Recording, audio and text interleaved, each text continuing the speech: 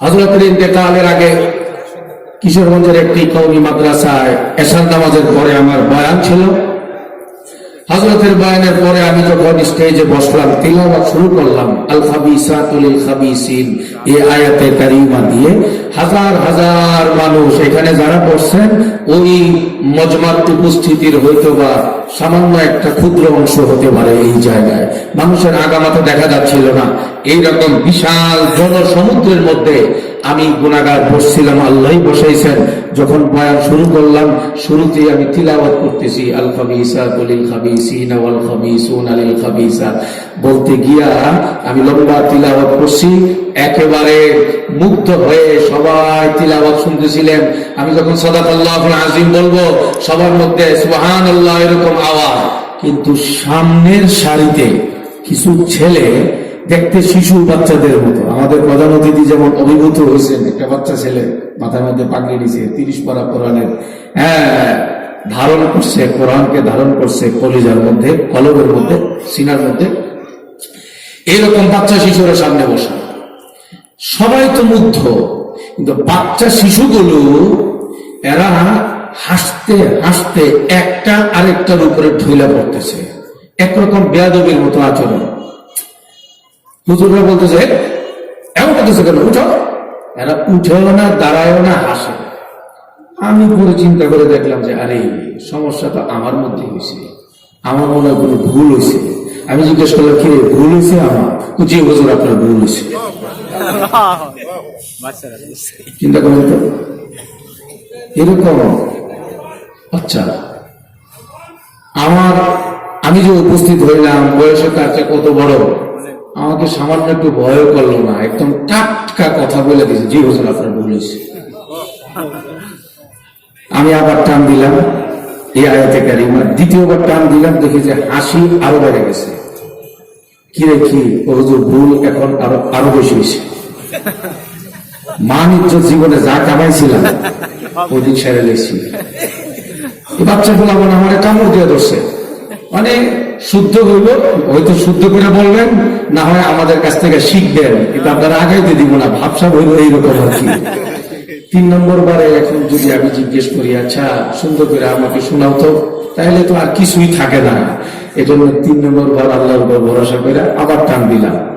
দেখলাম যে নীরব নিস্তব্ধ হয়ে গেছে এই বাচ্চাগুলো।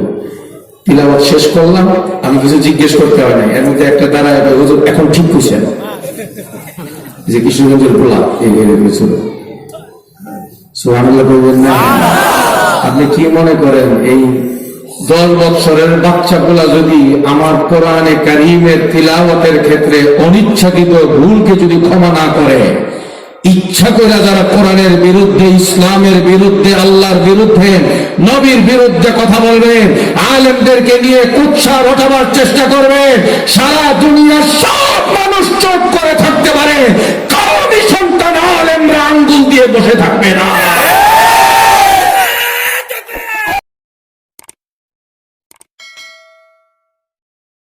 أما بعد فأعوذ بالله من الشيطان الرجيم بسم الله الرحمن الرحيم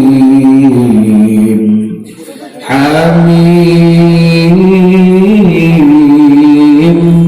تنزيل من الرحمن الرحيم كتاب فصلت آياته قرآنا عربيا لقوم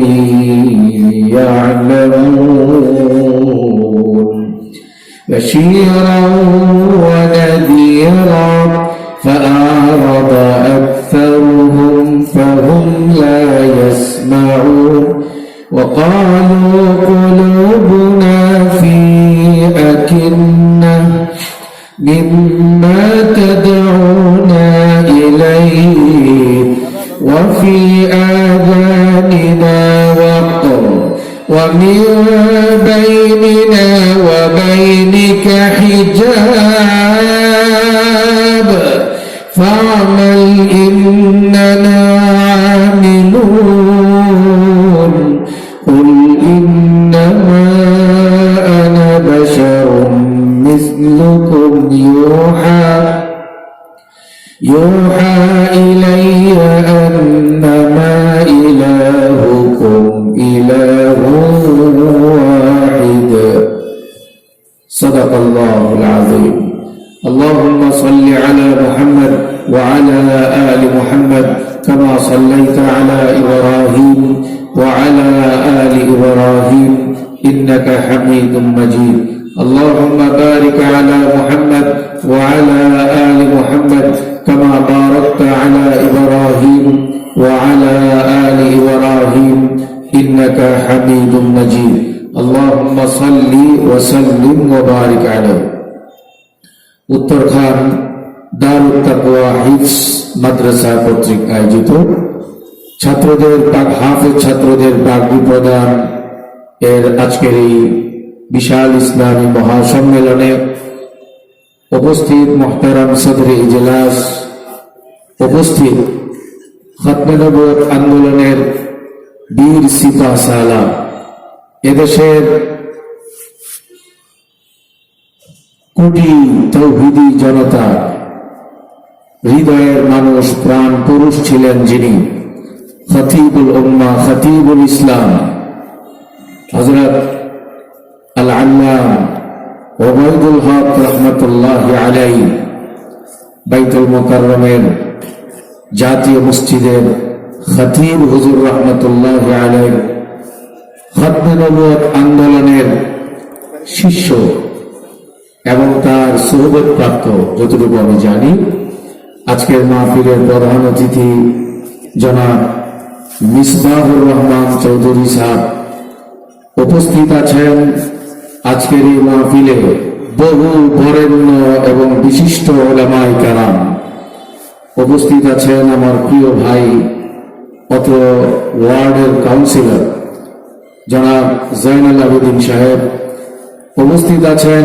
রাসেল ভাই, সেলিম ভাই, সোহেল ভাই সহ বহু ভাইদের মিলন মেলা আজকে, এবং বিশেষ করে উত্তরখানটাই এখন ইসলামী মহাব্বতের একটা দুর্গে পরিণত হচ্ছে। আমরা যা দেখতে পাচ্ছি, বিশেষ করে এই দারুত তাকওয়া হিফজ মাদ্রাসা যে শিক্ষা পরিবারেরই একটা অংশ, এই পরিবারের সাথে আমার সম্পর্কটা কতটা গভীর এবং নিবিড় এটা বোঝার জন্য এইটুকু বলি যে মূলত সিস্টেম যেটা, আগে আমাদেরকে জানায়া ডায়েরিতে সময় আছে কিনা জেনে তারপরে একটা তরতিব দেওয়া, পোস্টার করা, বেশি অধিকার থাকলে যা হয়, মহাব্বত আসমান জমিন বরাবর হইলে যা হয়। এই দারুত তাকওয়া শিক্ষা পরিবারের চেয়ারম্যান আমার অত্যন্ত মহাব্বতের ভাই হযরত মুফতি তাজুল ইসলাম সাহেব দামাত বারাকাতুহুম, উনি আমাকে জিজ্ঞেস করে নাই, পোস্টারে নাম দিয়া এরপরে আমাকে কইছে যে কাম করছি কি সে কয় নাম দিয়া রাখছি। তো নাম দিলে এই তাকওয়া পরিবারের উনি চেয়ারম্যান, আমার অত্যন্ত কাছের এবং হৃদয়ের মানুষ। আমার তো কিচ্ছু বলার নাই, যদিও আগের থেকে আমার প্রোগ্রাম রাখা। আমি বলছি যে অন্তত মহাব্বতের নজরানা হিসাবে আপনি মহাব্বত করেন আল্লাহর জন্য, আমিও মহাব্বত করি আল্লাহর জন্য, মহাব্বতের নজরানা হিসাবে অল্প সময়ের জন্য হলেও আমি হাজির হব। এতটুকু মহাব্বত যে পরিবারের সাথে আছে, সেই শিক্ষা পরিবার তাকওয়া পরিবারের অন্যান্য শাখা দায়িত্বশীল বৃন্দ আজকের এই জায়গায় উপস্থিত আছেন। বৃহত্তর উত্তরখানের দাওরে হাদিস মাদ্রাসাগুলোর মুহতামিম এবং অন্যান্য মাদ্রাসাগুলোর মুহতামিম, মুহাদ্দিসিন, মসজিদের ইমাম, খতিবগণ উপস্থিত আছেন। বিশেষ করে আমার ভাই হযরত মাওলানা বুরহানুদ্দিন সাহেব আমরা দেখতে পাচ্ছি সামনে আছেন। আল্লাহ তাআলা আজকের আমার এই উপস্থিতি, আমাদের সকলের উপস্থিতিকে আল্লাহ তাআলা কবুল করেন।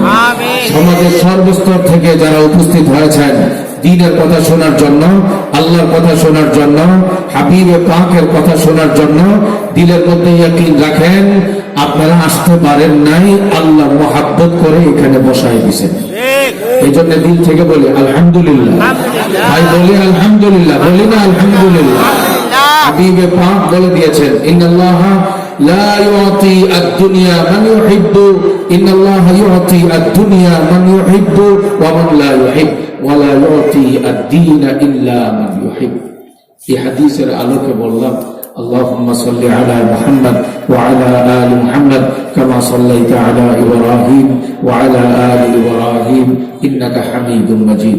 اللهم بارك على محمد وعلى آل محمد كما باركت على إبراهيم وعلى آل إبراهيم إنك حميد مجيد. اللهم صل وسلم وبارك عليه. যেহেতু লম্বা কথা বলার সময় নেই, আজকের প্রধান অতিথির কথাটাকে টান দিয়ে আমি বলতে চাই। সারা বাংলাদেশে, শহরে, রাজধানীতে, মফস্বলে, গ্রামে গঞ্জে আপনারা আমরা যা দেখতে পাচ্ছি, মুসলমানের সংখ্যা, দাড়ি টুপিওয়ালাদের সংখ্যা, হাফেজে কোরআন, আলেমে দ্বীন, মুফতি, মুহাদ্দিসের সংখ্যা দিন দিন কমতেছে না বাড়তেছে? কিন্তু ষড়যন্ত্রের সংখ্যাও কি দিন দিন কমতেছে না বাড়তেছে? ষড়যন্ত্রকারীরা কি সফল না ব্যর্থ? আপনারা মনে রাখেন, হতাশ হওয়ার কিছু নাই। ষড়যন্ত্র হবে সারা দুনিয়া ব্যাপী। টুপির বিরুদ্ধে ষড়যন্ত্র হবে, দাড়ির বিরুদ্ধে ষড়যন্ত্র হবে, ইসলামের বিরুদ্ধে ষড়যন্ত্র হয়েছে, হচ্ছে, হতেই থাকবে। কিন্তু ইসলামকে নির্মূল করার শক্তি পৃথিবীর কারো কোথাও নাই। ইসলামকে খতম করার এজেন্ডা নিয়ে যারাই আসবে তারা খতম হয়ে যাবে। ইসলাম ছিল, ইসলাম আছে, কিয়ামত পর্যন্ত আল্লাহ ইসলামের হেফাজত করে যাবে।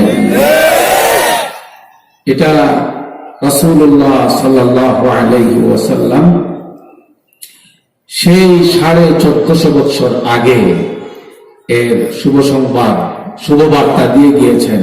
বুখারী শরীফের হাদিস, قال رسول الله صلى الله عليه وسلم لا تزال طائفة من أمتي على الحق منصورين لا يضرهم من خذلهم حتى يأتي أمر الله أو كما قال عليه الصلاة والسلام.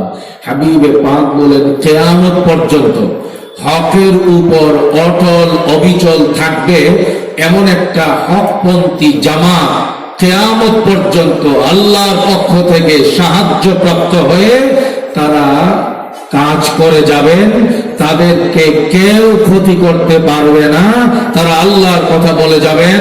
তারা নিবেদিত প্রাণ হয়ে কোরআনের কথা, হাদিসের কথা, নবীজির কথা, জান্নাতের কথা, জাহান্নামের ভয়ের কথা, কবরের নাজাত এবং মুক্তির কথা তারা বলেই যাবেন। তারা কুফরির বিরুদ্ধে বলে যাবেন, শিরিকের বিরুদ্ধে বলে যাবেন, বাতিলদের বিরুদ্ধে বলে যাবেন। তারা সকল প্রকারের অনাচার, পাপাচার, অশান্তি, বিশৃঙ্খলা, জঙ্গিবাদ, দুর্নীতি সবকিছুর বিরুদ্ধে তারা নির্দ্বিধায় তারা বলে যাবেন। এই রকম হক বলনে ওয়ালাদের জামাত কিয়ামত পর্যন্ত বাকি থাকবে। এই কথা আমার না নবীজি? সুতরাং এই হাদিস যদি এই পর্যন্ত বুঝে থাকেন, বলেন না এখনো পর্যন্ত ওই হকপন্থী জামাত সারা দুনিয়ায় এবং বাংলাদেশে আছে না নাই? এজন্য হতাশ হওয়ার কিছু নাই। পরীক্ষা আসবে, কিন্তু পরীক্ষায় ফেল করা যাবে না। কথা কি বুঝতে পারতেছেন? মুসলমান পরীক্ষায় ফেল করা যাবে না, পরীক্ষায় পাশ করতে হবে, দ্বীনের উপরে অটল থাকতে হবে। রাজনীতিবিদ, শিক্ষাবিদ, ব্যবসায়ী, যুব সমাজ, এলাকার নেতৃস্থানীয় ব্যক্তি সকলের কাছে আমাদের মেসেজ একটাই, কোরআনের কথা একটাই পৌঁছে দিতে চাই, হাদিসের কথা একটাই পৌঁছে দিতে চাই সবাইকে। যে যেই দল করেন, কোন দলের রাজনীতি করেন সেটা আমি জানার জন্য আসি নাই, সে বিষয়ে কথা বলার জন্য আসি নাই। যে কথা বলাটা আমার জন্য জরুরি, যে জিনিসটা আপনাকে জানা জরুরি, সেটা হলো ভাই কবরে সবাই যেতে হবে। কবরে কিন্তু দলীয় পরিচয় দিয়ে পার পাওয়া যাবে না। এই কথাটা বলার জন্যই আমাদেরকে আসতে হয়, আপনাদেরকেও আসতে হবে। সারা বৎসরে 12 মাস মাদ্রাসার ছাত্ররা কোরআন পড়ে, কোরআন শেখানো হয়। বৎসরে একবার দারুত তাকওয়া হিফজ মাদ্রাসার মাহফিলের মতো বৎসরে একবার আপনাদের মাহফিলগুলো করা হয়। আপনাদের দিন শেখার জন্য। ভাই, আমাদের কথা একটাই, কবরে যেতে হবে, কবরে সওয়াল জবাব হবে, আল্লাহর ব্যাপারে জিজ্ঞেস করা হবে, ইসলামের ব্যাপারে জিজ্ঞেস করা হবে, নবীজির ব্যাপারে জিজ্ঞেস করা হবে, কোরআন হাদিসের ব্যাপারে জিজ্ঞেস করা হবে, দিনদারির ব্যাপারে জিজ্ঞেস করা হবে। কবরে সেই সওয়াল জবাবে যদি আমাকে আপনাকে ভাই মুক্তি পেতে হয়, রাজনৈতিক পরিচয় দিয়ে বাঁচা যাবে না, কোন নেতার পরিচয় দিয়ে বাঁচা যাবে না, কোন পীরের পরিচয় দিয়ে বাঁচা যাবে না। কিয়ামতের ময়দানে বাঁচার জন্য, কবরের মধ্যে বাঁচার জন্য মুহাম্মদুর রাসূলুল্লাহ সাল্লাল্লাহু আলাইহি ওয়াসাল্লামের উম্মতের পরিচয় দিতে হবে, উম্মতের পরিচয় দিতে হবে। আমি মুসলমান, এই পরিচয় নিয়ে কবরে যেতে হবে। আমি হাবিবে পাকের পাক্কা উম্মত, সেই পরিচয় নিয়ে ভাই কবরে যেতে হবে। এই কথাটা বুঝানোর জন্যই আপনাদের সামনে আসছি। আপনাদের সামনে ওলামায়ে কেরাম আসতেছেন, খেয়ে না খেয়ে কাজ করে এলাকার মধ্যে। আপনারা দেখেন, মাথার টুপি থাকে পুরনো, গায়ের পাঞ্জাবি থাকে ছিঁড়া, পায়ের মধ্যে জুতা থাকে না, খাবার থাকলে খায়, না থাকলে তারা রোজা রাখে। এরপরেও মসজিদের বয়ান তারা ছাড়ে না, মাহফিলে গিয়ে বয়ান তারা ছাড়ে না, নৌকা দিয়ে গিয়ে বয়ান করে। ঠান্ডা কনকনে শীতের মধ্যে আলেম ওলামারা গিয়ে আল্লাহর কথা বুঝায়, নবীর কথা বুঝায়। অথচ এই মানুষগুলো ইচ্ছে করলেই তারা কারি কারি টাকা কামাই করতে পারত, সবাই না হলেও অনেকে কামাই করতে পারত, ব্যবসা করতে পারত। এই মানুষগুলো ব্যবসা, এই টাকা পয়সার পিছনে না ঘুরে বুখারী শরীফ পড়ায়, মুসলিম শরীফ পড়ায়, টিনের ঘরে বসে পড়ায়, কনকনে শীতের মধ্যে ছাত্রদেরকে নিয়ে কাঁপতে থাকে। রাতের বেলায় ভালো করে কম্বল দিয়ে শুইতে পর্যন্ত পারে না, তারপরেও তারা কোরআন শেখানো বন্ধ করে না, হাদিস পড়ানো বন্ধ করে না, মানুষের দুয়ারে দুয়ারে যাওয়াটাকে বন্ধ করে না। কারণ একটাই ভাই, নবীজি বলে দিয়ে গেছেন, ইন্নাল উলামা ওয়ারাসাতুল আম্বিয়া। নবীজি বলে দিয়ে গেছেন, ও আলেম, যার সিনার মধ্যে ইলম আছে, যার সিনার মধ্যে কোরআন আছে, যার সিনার মধ্যে তাফসীর আছে, যার সিনার মধ্যে শরীয়ত আছে, এই মানুষগুলো কখনোই ইলম ছেড়ে দিয়ে ফতোয়ার প্রচার প্রসার ছেড়ে দিয়ে দুনিয়ার পিছনে লাগতে পারে না।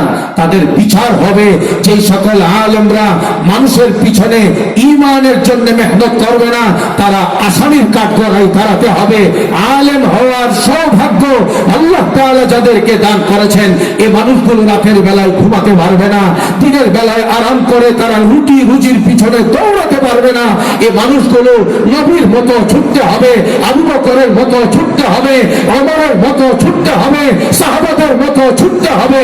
মানুষের মাথায় টুপি আসে কি করে, গালে দাড়ি আসে কি করে, গায়ে পাঞ্জাবি আসে কি করে, হালালের জিন্দগি বনে কি করে, সুদ ছাড়তে পারে কি করে, ঘুষ ছাড়তে পারে কি করে, বাতিল থেকে দূরে আসতে পারে কিভাবে, এবং দুনিয়ার সব অন্যায় পাপাচারের সমাজ পরিত্যাগ করে শান্তির সমাজ কিভাবে পাইতে পারে, আল্লাহ ওয়ালা জিন্দগি কিভাবে বানাইতে পারে, নবী ওয়ালা জিন্দগি কিভাবে বানাইতে পারে।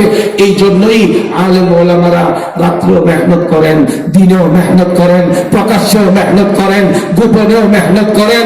বিশ্বাস করেন, বাংলাদেশে কওমি মাদ্রাসা প্রায় 30,000 কওমি মাদ্রাসা যেভাবে মেহনত করতেছে, এদেশের জনগণের জন্য আল্লাহর পক্ষ থেকে এই কওমি মাদ্রাসা এবং কওমি মাদ্রাসার ধারক বাহক যারা, তারা এই দেশের জন্য বিরাট বড় নিয়ামত প্রকাশের মতো ছায়া। কওমি মাদ্রাসা যদি না থাকে, সত্যিকারের আলেম খুঁজে পাওয়া যাবে কিনা মুশকিল। এই কওমি মাদ্রাসা যদি না থাকে, আল্লাহ মাফ করেন, মসজিদে মসজিদে দেওয়ানবাগি ইমাম দিয়ে ভরে যাবে, দেওয়ানবাগি ইমাম দিয়ে ভরে যাবে, দেওয়ানবাগি ইমাম দিয়ে ভরে যাবে। সারা দেশে বাতিলের সয়লাব হয়ে যাবে। বিশ্বাস করেন, কওমি মাদ্রাসার একটা নজির শুরু দেখাই। গত বছরে আমার মুরব্বী, এদেশের কোটি তৌহিদি জনতার প্রাণ পুরুষ ছিলেন আল্লামা আজহার আলী আনোয়ার শাহ রাহমাতুল্লাহ আলাইহি, আমাকে ছেলের মতো করে ভালোবাসতেন, মহাব্বত করতেন, আদর করতেন, তুই তুমি করে আমাকে ডাকতেন। হযরতের ইন্তেকালের আগে কিশোরগঞ্জের একটি কওমি মাদ্রাসায় এশার নামাজের পরে আমার বয়ান ছিল। হযরতের বয়ানের পরে আমি যখন স্টেজে বসলাম, তিলাওয়াত শুরু করলাম, আল খাবিসাতু লিল খাবিসিন, এই আয়াতে কারিমা দিয়ে হাজার হাজার মানুষ এখানে যারা বসছেন, ওই মজমার উপস্থিতির হয়তোবা সামান্য একটা ক্ষুদ্র অংশ হতে পারে। এই জায়গায় মানুষের আগামাথা দেখা যাচ্ছিল না। এইরকম বিশাল জনসমুদ্রের মধ্যে আমি গুনাহগার বসছিলাম, আল্লাহই বসাইছেন। যখন বয়ান শুরু করলাম, শুরুতেই আমি তিলাওয়াত করতেছি, আল খাবিসাতু লিল খাবিসিনা ওয়াল খাবিসুনা লিল খাবিসাত বলতে গিয়া আমি লম্বা তিলাওয়াত করছি। একেবারে মুগ্ধ হয়ে সবাই তিলাওয়াত শুনতেছিলেন। আমি যখন সাদাকাল্লাহুল আযীম বলবো, সবার মধ্যে সুবহানাল্লাহ এরকম আওয়াজ। কিন্তু সামনের সারিতে কিছু ছেলে দেখতে শিশু বাচ্চাদের মতো, আমাদের প্রধান অতিথি যেমন অভিভূত হয়েছেন, একটা বাচ্চা ছেলে মাথার মধ্যে পাগড়ি নিয়েছে, 30 পারা কোরআনের ধারণ করছে, কোরআনকে ধারণ করছে কলিজার মধ্যে, কলবের মধ্যে, সিনার মধ্যে। এইরকম বাচ্চা শিশুরা সামনে বসা, সবাই তো মুগ্ধ। কিন্তু বাচ্চা শিশুগুলো এরা হাসতে হাসতে একটা আরেকটার উপরে ঢইলা পড়তেছে, একরকম বেয়াদবির মতো আচরণ। হুজুররা বলতেছে, এমন করতেছে কেন, উঠো। এরা উঠেও না, দাঁড়ায়ও না, হাসে। আমি পরে চিন্তা করে দেখলাম যে আরে সমস্যা তো আমার মধ্যে হয়েছে, আমার মনে হয় কোনো ভুল হয়েছে। আমি জিজ্ঞেস করলাম, কি রে, ভুল হয়েছে আমার? জি হুজুর, আপনার ভুল হয়েছে। চিন্তা করেন তো, এরকম। আচ্ছা, আমি যে উপস্থিত হইলাম, বয়সে তার চেয়ে কত বড়, আমাকে সামান্য একটু ভয় করলো না, একদম টাটকা কথা বলে দিয়েছে, জি হুজুর, আপনার ভুল হয়েছে। আমি আবার টান দিলাম এই আয়াতে কারিমা, দ্বিতীয়বার টান দিলাম, দেখি যে হাসি আরো বেড়ে গেছে। কি রে, কি? হুজুর, ভুল এখন আরো বেশি হয়েছে। মান ইজ্জত জীবনে যা কামাইছিলাম ওই দিন সেরে লেছি। বাচ্চা বললাম, আমার কামড় দিয়ে ধরছে। মানে শুদ্ধ হইব, হয়তো শুদ্ধ করে বলবেন, না হয় আমাদের কাছ থেকে শিখবেন, কিন্তু আপনারা আগাইতে দিব না, ভাবসাব হইল এইরকম আর কি। 3 নম্বর বারে এখন যদি আমি জিজ্ঞেস করি, আচ্ছা সুন্দর করে আমাকে শোনাও তো, তাহলে তো আর কিছুই থাকে না। এজন্য 3 নম্বর বার আল্লাহর উপর ভরসা করে আবার টান দিলাম। দেখলাম যে নীরব নিস্তব্ধ হয়ে গেছে এই বাচ্চাগুলো। তিলাওয়াত শেষ করলাম, আমি কিছু জিজ্ঞেস করতে হয় না, এর মধ্যে একটা দাঁড়ায়, হুজুর এখন ঠিক করছেন, যে কিশোরগঞ্জের পোলা ছিল। সুবহানাল্লাহ কইবেন না? আপনি কি মনে করেন এই 10 বছরের বাচ্চাগুলা যদি আমার কোরআনে কারীমের তিলাওয়াতের ক্ষেত্রে অনিচ্ছাকৃত ভুলকে যদি ক্ষমা না করে, ইচ্ছা করে যারা কোরআনের বিরুদ্ধে, ইসলামের বিরুদ্ধে, আল্লাহর বিরুদ্ধে, নবীর বিরুদ্ধে কথা বলবে, আলেমদেরকে নিয়ে কুৎসা রটাবার চেষ্টা করবে, সারা দুনিয়ার সব মানুষ চুপ করে থাকতে পারে, কওমি সন্তান আলেমরা আঙ্গুল দিয়ে বসে থাকবে না।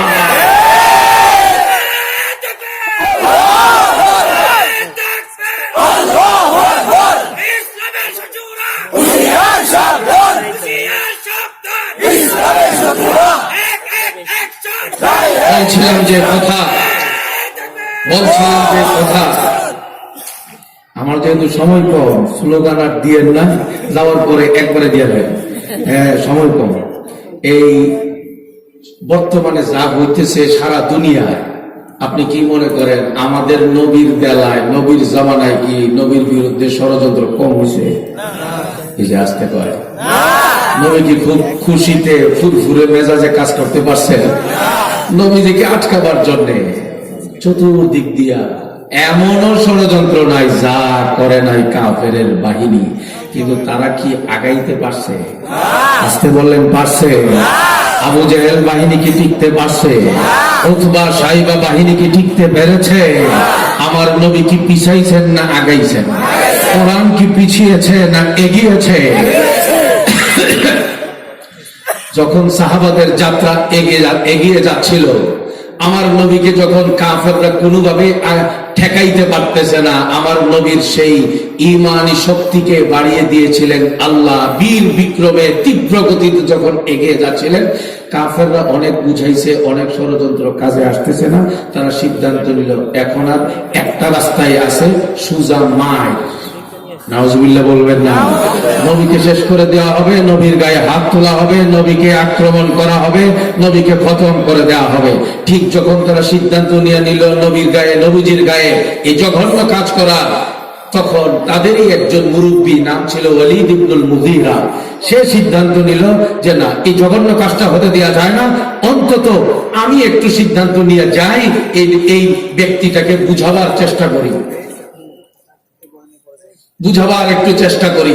অবস্থা এমন হইল, আবু জাহেল সহ সকলকে মিলিয়ে তাদের কাছ থেকে এই জিনিসটা জানানোর চেষ্টা করলো যে তোমরা পরবর্তী কাজটা করার আগে অন্তত আমাকে একটু দায়িত্ব দাও, আমি যেন একটু আমার এই ভাতিজা নবী মুহাম্মদ, সবাই বলি সাল্লাল্লাহু আলাইহি ওয়াসাল্লাম, আমি যেন ওনাকে একটু বুঝাইয়া আমাদের দলে আনতে পারি, অন্তত নীরব করাতে পারি।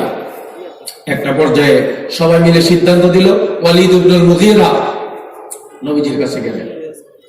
নবীজির কাছে গিয়ে বললেন, লম্বা কথা শর্ট করে বলতেছি, ভাতিজা, দাঙ্গা হাঙ্গামার দরকার নাই, তোমার উপরে বিরাট মুসিবত আসতেছে, চতুর্দিক দিয়ে দেখতেছি সবগুলো একজুট হয়েছে তোমাকে শেষ করে দেওয়ার জন্য। আমি মনে করতেছি তোমার সামনে 3টা প্রস্তাব রাখি, দেখো ঠিক হয়ে গেলে, তুমি রাজি হয়ে গেলে আর কোনো অসুবিধা হবে না। নাম্বার 1, তুমি যে আল্লাহর কথা, নবীর কথা, ইসলামের কথা, শিরকের বিরুদ্ধে, মূর্তির বিরুদ্ধে যা বলতেছো, আচ্ছা তুমি কি এর দ্বারা কোনো ক্ষমতা চাও? যদি ক্ষমতা চাও, আমরা যারা ক্ষমতায় আছি, মক্কা নগরীর যত ক্ষমতা যাদের কাছে আছে সবাই পিছিয়ে যাবে এবং তোমাকে ক্ষমতার মসনদে বসিয়ে দেওয়া হবে।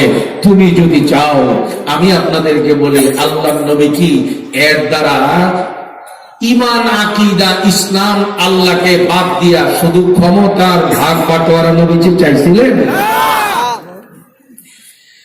নবীজি বললেন, আর কি প্রস্তাব? একসাথে শেষ করেন। 2 নম্বর প্রস্তাব করলো, আর যদি তুমি চাও সুন্দরী রমণীর ব্যবস্থা আমরা করে দেব, সবচেয়ে পরমা সুন্দরী রমণীকে তুমি বিয়ে করবা। চাচা আর প্রস্তাব আছে কি? হ্যাঁ, 3 নাম্বার, তুমি যদি পয়সা চাও, টাকা চাও, বিনিময়ে আমরা বস্তার বস্তা টাকা কালেকশন করে দেব। আমি আপনাদেরকে জিজ্ঞেস করি, আল্লাহর কথা নবী বন্ধ করে দেবেন আর টাকার সামনে নবীজি মাথা নোয়ায় ফেলবেন, সেটা কি কোনো পাগলেও বিশ্বাস করতে পারে? কথা বলেন। এই 3 প্রস্তাব শেষ হওয়ার পরে নবীজি বললেন, আপনার প্রস্তাব শেষ? বলে হ্যাঁ। এবার জবাব শুনেন। নবীজি জবাব দেওয়া শুরু করলেন, বিসমিল্লাহির রাহমানির রাহিম, আল্লাহু আকবার, হামিম,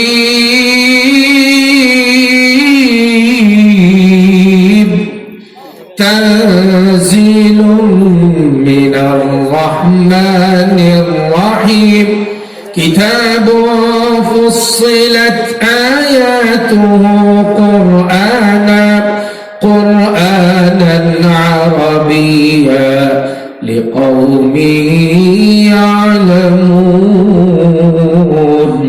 বাশীরান ওয়া নাযীরা, فأعرض أكثرهم فهم لا يسمعون، وقالوا قلوبنا في أكنة مما تدعونا إليه وفي آذاننا وقر ومن بيننا وبينك حجاب فاعمل إننا عاملون।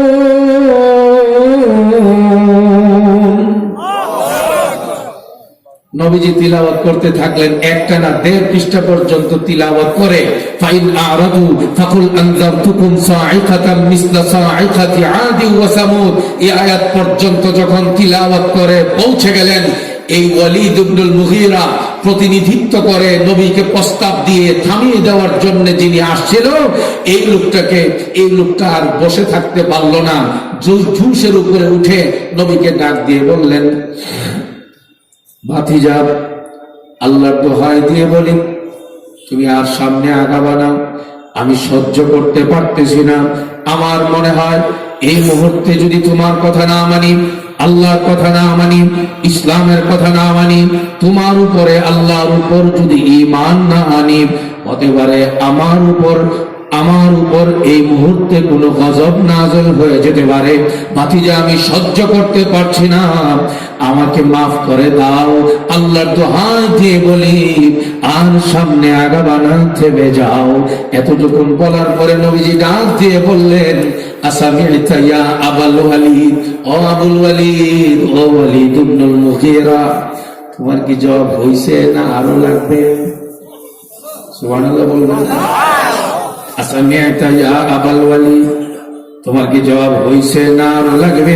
তুমি কি জানতে পেরেছো, তুমি কি বুঝতে পেরেছো আমি টাকা চাই নাকি নেতৃত্ব চাই, নাকি আমি আল্লাহকে চাই, নাকি আমার মাওলার গোলামীর ঘরে ঘরে পৌঁছে দেওয়ার জন্য জিন্দেগি কুরবান করতে চাই?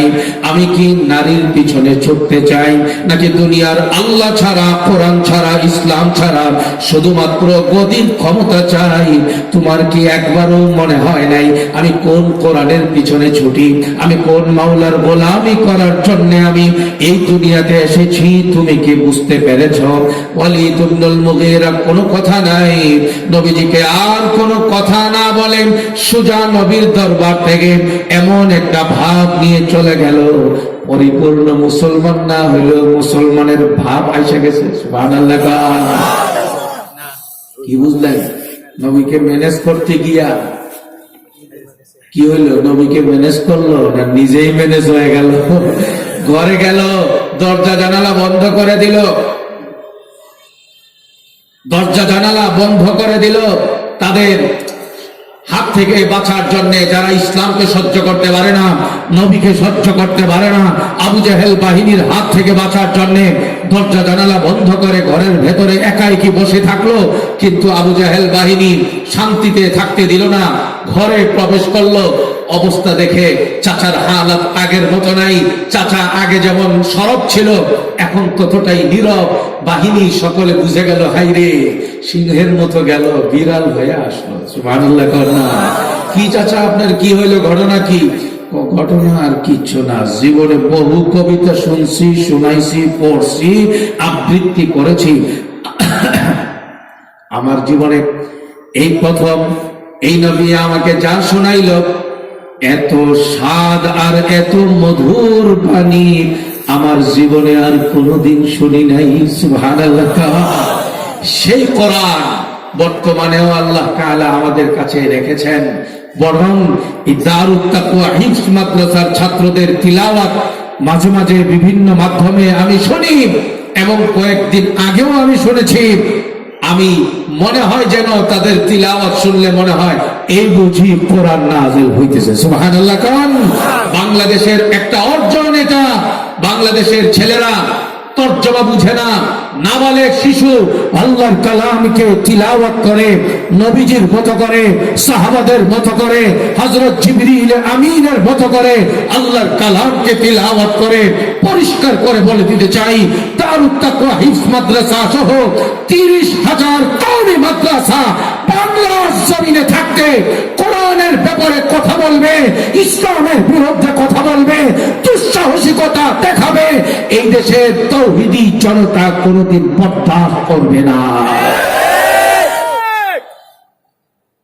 বাকি আজকের এই জায়গায় আপনাদের সামনে শেষ কথাটা যেটা রেখে দিতে চাই, সকলেই যারা আলেম ওলামা তাদের সামনে এই সবকটা আছে।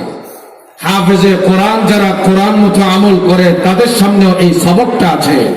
আমরা যারা বিভিন্ন পর্যায় থেকে এসেছি, যুবক ভাইয়েরা, এলাকার নেতৃস্থানীয় ব্যক্তিবর্গ, ব্যবসায়ী, যুব সমাজ, শিক্ষিত সমাজ, শিক্ষা পরিবার, কেউ হাই স্কুলে পড়েন, কেউ কলেজে পড়েন, কেউ ভার্সিটিতে পড়েন, এবং কেউ বা সরকারি কিংবা বেসরকারি কোনো প্রতিষ্ঠানে চাকরি বাকরি করেন, দিনমজুর হিসাবে কাজ করেন।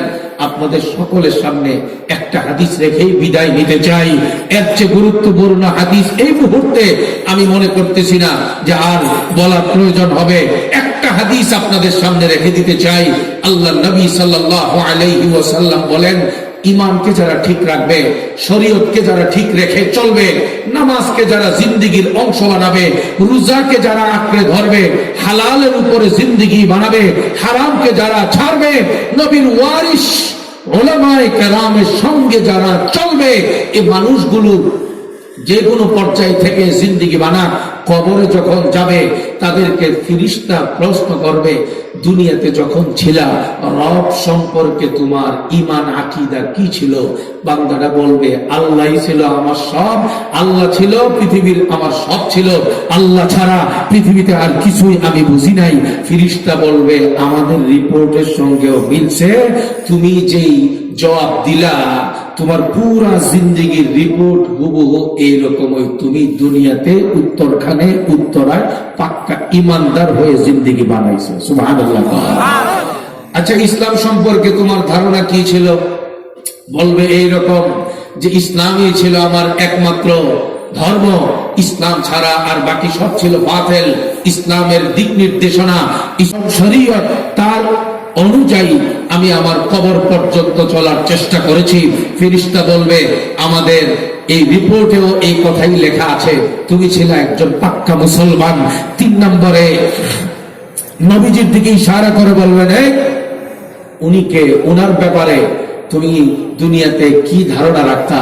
আল্লাহর এই বান্দাটা বলবে, হতে পারে সেই বান্দাটা রিকশা চালক, হতে পারে দিনমজুর, হতে পারে অটো চালক, হতে পারে কোটি টাকার মালিক, কিন্তু সেই মানুষটা ইমানদার হয়ে যখন কবরে যাবে, নামাজি হয়ে কবরে যাবে, শিরিক বেদাত মুক্ত হয়ে কবরে যাবে, সে বলবে তিনি হলেন, যাকে দেখাইলেন তিনি হলেন আমার জীবনের চেয়ে প্রিয়, আমার ছেলে মেয়ের চেয়ে প্রিয়, আমার নেতা নেতৃবৃন্দের চেয়ে প্রিয়, সারা পৃথিবীর চেয়ে প্রিয়, তিনি হলেন আমার কলিজার নবী মুহাম্মদুর রাসূলুল্লাহ সাল্লাল্লাহু আলাইহি ওয়াসাল্লাম, জাআনা বিল বায়িনাত, যিনি আমাদেরকে কোরআনের পথ দেখিয়েছেন, জান্নাতের পথ দেখিয়েছেন। এই কথাগুলো যখন বলবে আল্লাহু আকবার, এবার একটা তাকবীর লাগান, আল্লাহু আকবার। দিল থেকে বলেন আল্লাহু আকবার, সবাই খুশির সাথে বলেন আল্লাহু আকবার। ফেরেশতা তখন বলবে আলাল ইয়াকিনি কুনতা ওয়া আলাইহি মুত্তা ওয়া আলাইহি তুবআসু ইনশাআল্লাহ। সুবহানাল্লাহ। ফেরেশতা বলে দিবে তোমার কাম শেষ, তুমি তো ভাগ্যবান। শোনো, আমাদের রিপোর্টে লেখা আছে পুরা জিন্দেগি তুমি ইমানদারের জিন্দেগি বানাইছো, তুমি ছিল ইমানওয়ালা, এটা নিয়েই কবরে আসছো, এখন কবরে থাকবা আরামে। কিয়ামতের ময়দানে আল্লাহর সামনে ইমানওয়ালা, আল্লাহওয়ালা, নবীওয়ালা হিসাবে সসম্মানে তুমি দাঁড়াইবা। সুবহানাল্লাহ। এর চেয়ে বড় ভাগ্যবান পৃথিবীতে আর কেউ হতে পারে? मुर्दा को जब रखा जाए नीचे गोरस्तान के, तब आवेंगे तो फरिश्ता सामने मुर्दा जान के, फिर पूछेंगे वो फरिश्ता रब तुम्हारा कौन है? मुर्दा मोमिन तब कहेगा रब मेरा अल्लाह है। और पूछेंगे वो फरिश्ता दिन तुम्हारा क्या ही है? मुर्दा मोमिन तब कहेगा दिन मेरा इस्लाम है। फिर पूछेंगे वो फरिश्ता वो तुम्हारा कौन है? मुर्दा मोमिन तब कहेगा वो मेरा रसूल है। আল্লাহ যেন আমাদের সবাইকে ওই রকম সোনালী জিন্দেগি বানাবার তৌফিক দান করেন, আমিন। ফেরেশতা ডাক দিয়ে বলবেন এবার তাকাও, ওই দিকে তাকাও। দেখতে দেখতে তাকাইয়া থাকবে, দেখতে থাকবে জাহান্নামের আগুনের চিত্র দেখা যায়। এরপরে বলবেন আবার তাকাও, আবার দ্বিতীয়বার তাকানোর পরে দেখবে জান্নাতের নিয়ামতে ভরা চিত্র। ফেরেশতা ডাক দিয়ে বলবে আল্লাহওয়ালা জিন্দেগি বানানোর কারণে, শরীয়তওয়ালা জিন্দেগি, নবীওয়ালা জিন্দেগি বানানোর কারণে ওই প্রথম জাহান্নামের ঠিকানার পরিবর্তে আল্লাহ তাআলা জান্নাতকে তোমার চিরস্থায়ী ঠিকানা বানিয়ে দিয়েছে। সুবহানাল্লাহ বলবেন না? এরপরে আল্লাহ তাআলা ডাক দিয়ে বলবেন আমসাদাকা আবিদিন, ও ফেরেশতারা আর কিছু বলবে না। তার কষ্ট হয়ে যেতে পারে, আমার বান্দা যা বলেছে প্রশ্নের জবাবে সবগুলো সঠিক বলেছেন। আফরিশুহু মিনাল জান্নাহ, তার পিঠের নিচে জান্নাতের বিছানা বিছায় দাও। ওয়া আলবিসুহু মিনাল জান্নাহ, জান্নাতের পোশাক তার গায়ে লাগায় দাও। সুম্মা ইউনাওয়ারু লাহু ফি কবরিহি, এই নেককার ইমানদার নামাজি শরীয়তওয়ালা সুন্নাতওয়ালা আল্লাহওয়ালা নবীওয়ালা মসজিদের প্রেমিক বান্দাটার কবরের মধ্যে নূর দ্বারা আলোকিত করে দেওয়া হবে। সুবহানাল্লাহ। তারপরে তার কবরকে চোখের দৃষ্টির পরিমাণ বা লম্বা করে প্রশস্ত করে দেওয়া হবে। তারপরে আল্লাহ তাআলার পক্ষ থেকে আখিরি আওয়াজ আসবে, ইফতাহু লাহু বাবান ইলাল জান্নাহ, জান্নাত পর্যন্ত তার কবরের দরজা খুলে দাও। সুবহানাল্লাহ বলবেন না? জান্নাত পর্যন্ত কবরের দরজা খুলে যাবে। ফায়াতিহি মিন লাউহিহা ওয়া তিবিহা, জান্নাতের সুগন্ধি আর বাতাস ওই নেককার ইমানদার নামাজি বান্দার কবরের মধ্যে আসতে থাকবে। এক পর্যায়ে আল্লাহর বান্দাটাকে ফেরেশতা বলবেন, তোমার আর কোনো ডিউটি নেই, কাজ নেই, জীবনে ডিউটি বহুত করছো, জিম্মাদারি বহুত আদায় করছো, আল্লাহর জন্য কষ্ট বহুত করেছো। নাম কানাউমাতিল আরুস, নতুন দুলা শ্বশুর বাড়িতে যেমনে ঘুমায়, বান্দা তুই এমনে ঘুমা। ব্যক্তিটা বলবে যে না না, ঘুম পরে হঠাৎ করে দেখবে মুসিলাত লাহুশ শামসু, আল্লাহর কুদরতি ব্যবস্থায় ওই কবরের মধ্যে তার সামনে সূর্যের আলোর চিত্র এসে যাবে, এই বুঝি ডুবে যাবে। ও ভাই, ওই ডুবন্ত অবস্থায় তার মাথার মধ্যে নামাজের পাগলামি আসবে। ফেরেশতাকে ডাক দিয়ে বলবেন, আমি এখন ঘুমাবো না, আমি আগে আসরের নামাজটা পড়ে নেই, তারপরে ঘুমাবো। সুবহানাল্লাহ করবেন না? আল্লাহ তাআলা এইরকম পাগলামির কথা নবীর মাধ্যমে আমাদেরকে শোনায় দিয়েছেন, জান্নাতি মানুষের হালাতের কথা। কিন্তু ফেরেশতা বলবে এখন আর নামাজ পড়ার দরকার নাই, এখন খালি ঘুমাও আর আরাম করো। কিন্তু তখন বলবে একটু সময় দেন, আর ইলা আহলি, আমি একটু উত্তরখানে যাই, উত্তরায় যাই।